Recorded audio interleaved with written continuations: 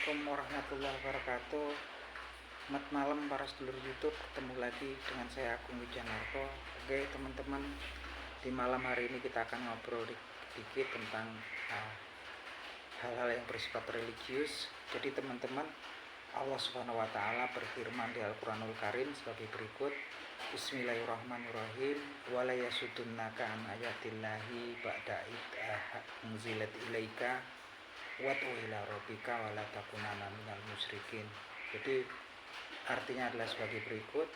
Janganlah sampai mereka dapat menghalang-halangimu untuk menyampaikan ayat-ayat Allah Subhanahu wa taala setelah ayat-ayat tersebut diwahyukan kepada engkau, dan serulah mereka untuk menyembah Allah Subhanahu wa taala, dan janganlah engkau menjadi orang yang musyrik. Jadi di sini adalah firman ini merupakan penegasan pada Allah, dari Allah Subhanahu wa taala kepada Nabi Muhammad SAW, betapa beratnya pun untuk menyampaikan ayat-ayat Allah Subhanahu wa taala, ayat-ayat yang memang sudah diwahyukan kepada beliau, firman Allah Subhanahu wa taala kepada warga Mekah dahulu ketika mereka belum beriman ya kepada Allah Subhanahu wa taala.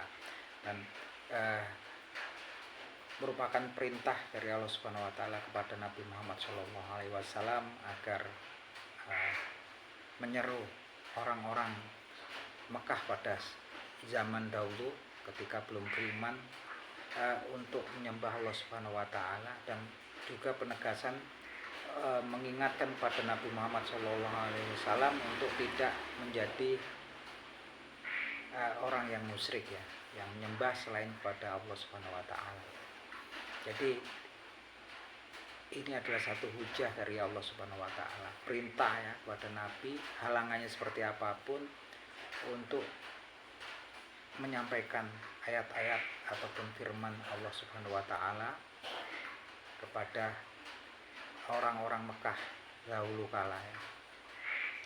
Dan untuk meminta kepada Nabi Muhammad SAW untuk menyeru orang-orang zaman dahulu untuk menyembah kepada Allah Subhanahu wa taala. Nah, teman-teman, dahulu sangat berat kalau kita membaca sejarahnya Nabi Muhammad SAW ketika menyampaikan risalah dari Allah Subhanahu wa taala, karena memang beliau menjadi nabi dan rasul ketika bangsa Arab pada waktu itu masih melakukan ritual penyembahan berhala.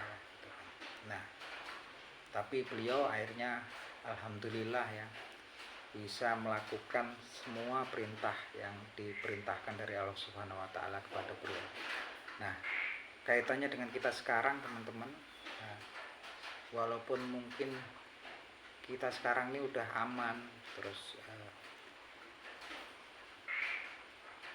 orang yang beriman itu udah banyak, tapi ada kalanya memang kalau berkaitan dengan ayat tersebut kita punya kewajiban untuk menyampaikan firman-firman Allah, untuk selalu mengingatkan saudara-saudara kita yang bahkan mungkin ya banyak yang belum begitu mengerti ataupun mungkin belum pernah membaca secara detail Al-Qur'anul Karim yang merupakan firman dari Allah Subhanahu wa taala ya.